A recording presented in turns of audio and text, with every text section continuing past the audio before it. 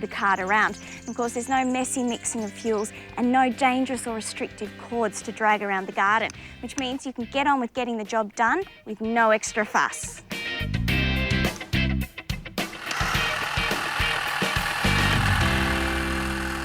Now for some exciting news. Ryobi have teamed up with the Garden Gurus this season to bring you a fantastic competition.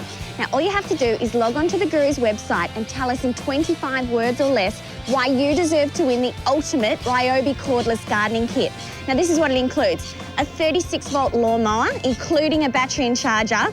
We've got a hedge trimmer with a 550mm blade and blower, and they can all be powered with the same battery. Now, this kit is valued at close to $800, and we've got 9 of them to give away, so there's plenty of chances to win.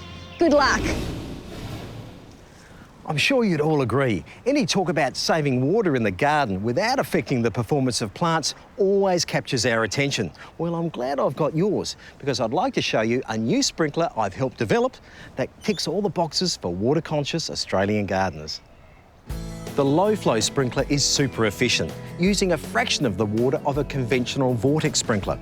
The low flow doesn't dump and waste water. It waters evenly, producing rain-like droplets that soak in gently and deeply, so is ideal for lawns and gardens alike. A problem for many hose-end sprinklers is the amount of water wasted to wind and evaporation by being thrown so high. Well, no problems here. The low flow throws at an extremely low angle and is less affected by wind. It covers up to 10 metres in diameter and can be used with high and low water pressure. It's perfect for starting a new lawn or keeping your existing one going, and you don't need to feel guilty about using this sprinkler. At only 5 litres a minute, it's a water miser. If you have a large garden, these bright yellow sprinklers can easily be joined.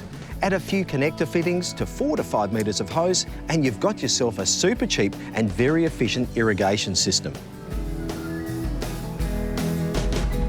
This sprinkler even works directly off a rainwater tank without a pump, meaning you can use all that free water effectively around your garden. The distance it throws will all depend on the pressure in the tank. Now, the low-flow sprinkler has won many accolades, including being the first hose-end sprinkler to receive a Smart Approved Watermark, and it's been a finalist in both the Save Water and Smart Approved Watermark awards. Now, if you want to find out more information about it and where to buy, head to the website lowflow.com.au. I'm sure you'll find plenty of uses for this bright little beauty in your garden. Earlier in the program, we showed you Celia and Frank Papworth's garden. Celia, I've noticed the property's got a lot of beautiful bougainvilleas all around. It's got some history, hasn't it? Yes, well, it started out as a bougainvillea nursery, and these around here were all planted as our stock plants, so I take cuttings from them. And there's some of the bigger ones that have been here for now 20, 30 years. They're huge, absolutely. And that's how people sort of imagine bougainvilleas, yes. But they're not all like that. This is a good example. Yes, and this is one of the dwarf ones, or the small ones. This is a bambino. What's and the this name? is Ziggy. Ziggy. Yes. Easy to care for? Very easy, yes. Just alternate water and fertilise, prune, and keep the cycle going. Wow, this is beautiful, Celia. Isn't it? I mean, it's come out a little earlier, this one. It's just beautiful cover, isn't it? Yeah, it seems to be a really lovely compact plant. Yeah, well, that's right. They are. The nice thing about bougainvilleas is that they love the sun. Trim them to the shape you want. Yep. You'll get a beautiful mass of colour. I really don't think there's anything better in terms of brilliance of colour than a bougainvillea. Just radiant, aren't they?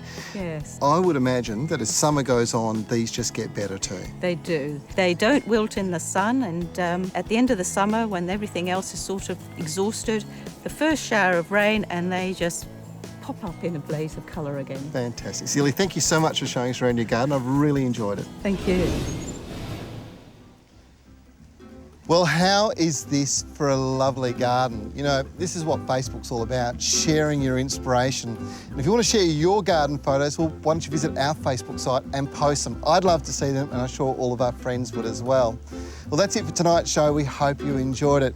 We have one more show for this series, and it is packed full of brilliant gardening advice and a whole bunch of really groovy things that you should have in your garden shed.